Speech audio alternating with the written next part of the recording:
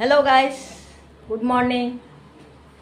তোমরা যে যেখানে আসো আশা করি ভালো আছো, আমিও ভালো আছি। এখন তো 9টা বাজতে চলছে।